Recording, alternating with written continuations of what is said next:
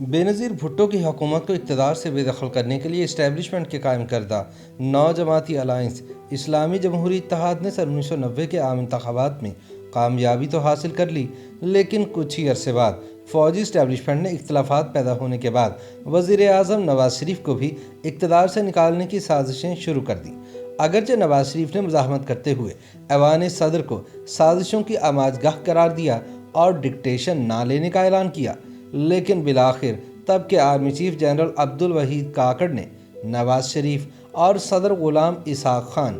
دونوں کو گھر جانے پر مجبور کر دیا۔ یہ ذکر ہے 6 اگست 1990 کا، جب صدر پاکستان غلام اسحاق خان نے بدعنوانی اور لاقانونیت کے الزامات عائد کرتے ہوئے وزیر اعظم پاکستان بینظیر بھٹو کی حکومت آئین کے آرٹیکل 58(2)B کے تحت برطرف کر دی اور غلام مصطفیٰ جتوئی کو نگراں وزیر اعظم مقرر کر دیا۔ ملک کی سیاسی تاریخ میں غلام مصطفیٰ جتوئی کو پہلا نگراں وزیر اعظم قرار دیا جاتا ہے۔ سندھ سے تعلق رکھنے والی جتوئی کی زیر قیادت نگراں حکومت کے تحت 24 اکتوبر 1990 کو کرائے جانے والے عام انتخابات میں پاکستان پیپلز پارٹی نے پاکستان جمہوری اتحاد یا PDA کے جھنڈے تلے حصہ لیا۔ اس اتحاد میں پیپلز پارٹی کے علاوہ سابق air chief marshal Asghar Khan کی تحریک استقلال، تحریک نفاذ فقہ جعفریہ اور مسلم لیگ کا ملک قاسم گروپ شامل تھا، جبکہ ان کے مد مقابل اسلامی جمہوری اتحاد یا IJI حصہ لے رہا تھا، جس کی قیادت میاں نواز شریف کر رہے تھے۔ پاکستان کی تاریخ کے ان 5ویں عام انتخابات میں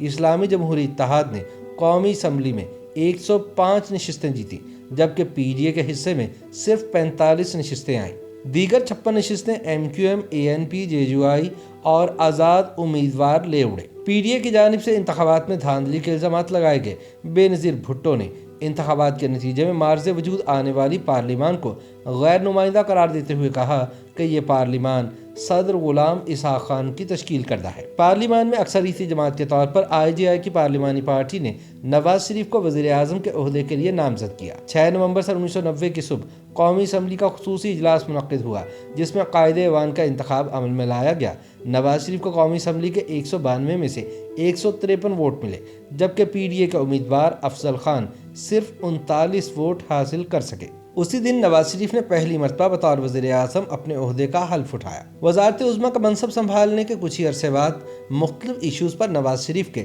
صدر غلام اسحاق خان کے ساتھ گہرے اختلافات پیدا ہو گئے اور اس وقت نقطۂ عروج پر پہنچ گئے جب 17 اپریل 1993 کو وزیر اعظم نواز شریف نے ریڈیو اور ٹیلی ویژن پر قوم سے خطاب کرتے ہوئے بڑے جذباتی انداز سے قوم کو اپنی خدمات گنوائی اور ایوان صدر کو سازشوں کی آماجگاہ قرار دیتے ہوئے کہا کہ وہ نہ تو استعفیٰ دیں گے، نہ اسمبلیاں توڑیں گے اور نہ ہی کسی سے ڈکٹیشن لیں گے۔ وزیر اعظم نواز شریف کا یہ خطاب صدر غلام اسحاق خان، جو اسمبلی توڑنے کے حوالے سے گم و گم کا شکار تھے، کو ایک مضبوط جواز فراہم کر گیا اور اگلے ہی روز 18 اپریل 1993 کو انہوں نے ریڈیو اور TV پر قوم سے خطاب کرتے ہوئے آئین کے آرٹیکل 58(2)B کے تحت بدعنوانی کے الزامات لگاتے ہوئے وزیر اعظم نواز شریف، ان کی کابینہ اور اسمبلی کو برطرف کرنے کا اعلان کر دیا۔ اسی شام ایوان صدر میں ہونے والی ایک تقریب میں صدر غلام اسحاق خان نے سینئر پارلیمنٹیرین میر بلخشیر مزاری سے نگراں وزیر اعظم کے منصب کا حلف لیا۔ غلام اسحاق خان کے اس انتہائی اقدام کے خلاف اسپیکر قومی اسمبلی کیپٹن ریٹائرڈ گوہر ایوب خان نے اسمبلی کے کسٹوڈین کی حیثیت سے اسمبلی ٹوٹنے کے 4 گھنٹے بعد رات 1:30 بجے سپریم کورٹ آف پاکستان سے رجوع کیا۔ اس کے بعد مزید 17 ریٹ درخواستیں دائر ہوئیں، جن میں وزیر اعظم نواز شریف، عوامی نیشنل پارٹی کے صدر اجمل خٹک اور چودھری شجاعت حسین کے نام قابل ذکر ہیں۔ اس وقت چیف جسٹس سید نسیم حسن شاہ کی سربراہی میں قائم سپریم کورٹ کے فل بینچ نے تقریباً 5 ہفتے کی سماعت کے بعد 26 مئی 1993 کو قومی اسمبلی اور نواز شریف حکومت کی غیر مشروط بحالی کا حکم جاری کر دیا۔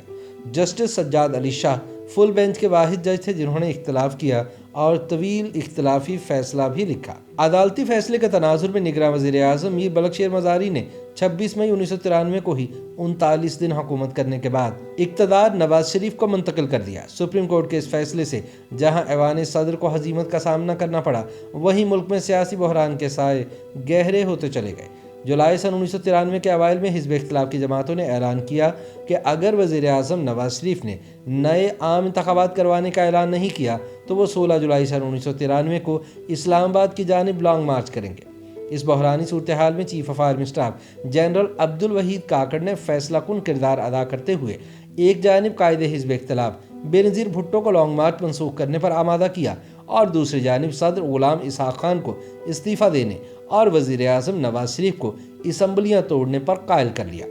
जनरल अब्दुल वहीद काकड़ ने तीनों फ़रीक़ैन को इन फैसलों पर अमल दरामद की सूरत में आम इंतख़ाबात वक्त पर मुनक्किद करवाने की ज़मानत दी। पाकिस्तानी सियासत में 18 जुलाई सन 1993 वो तारीख़ी दिन था जब काकड़ फार्मूला के तहत मुल्क के सदर और वज़ीर आज़म की एक साथ अपने मनासिब से रुखसती अमल में लाई गई। पहले वज़ीर आज़म ने सदर मुमलिकत को कौमी असम्बली तोड़ने की एडवाइस दी, फिर सदर ने कौमी असम्बली तोड़ने का ऐलान करके अपने ओहदे से मुस्ताफ़ी होने का ऐलान कर दिया। बाद अज़ां नवाज शरीफ और बेनज़ीर भुट्टो के इत्तफ़ाक़ राय से आलमी बैंक के साबिक़ एग्जीक्यूटिव डायरेक्टर मोइन कुरैशी को निगरान वज़ीर आज़म बना दिया गया, जबकि सेनेट के चेयरमैन वसीम सज्जाद ने कायम मुकाम सदर का ओहदा संभाल लिया। मुल्की तारीख के इन्हीं 5वें आम इंतख़ाबात में इस्लामी जमहूरी इत्तेहाद की फ़तह के बाद पाकिस्तान जमहूरी इत्तेहाद में शामिल सियासी जमात तहरीक इस्तक़लाल के chairman air chief marshal retired Asghar Khan ने IJI की तश्कील में सिक्योरिटी इदारों की मुआवनत और जीतने वाले सियासतदानों पर इन्हीं इदारों से रकूम लेने के संगीन इल्ज़ामात आयद किए थे और सुप्रीम कोर्ट ऑफ पाकिस्तान से रुजू किया था। सुप्रीम कोर्ट में केस असगर खान केस के नाम से मशहूर हुआ। YouTube पर गूगली न्यूज देखने के लिए youtube.com की सर्च बार में गूगली न्यूज TV टाइप करें। गूगली न्यूज के पेज पर सुर्ख रंग के सब्सक्रिप्शन वाले बटन पर क्लिक करना ना भूलिए। YouTube पेज पर अपलोड होने वाली वीडियोस से बाखबर रहने के लिए बेल आइकन पर क्लिक कीजिए। आपको हर नई वीडियो के बारे में नोटिफिकेशन मौसूल हो जाएगा।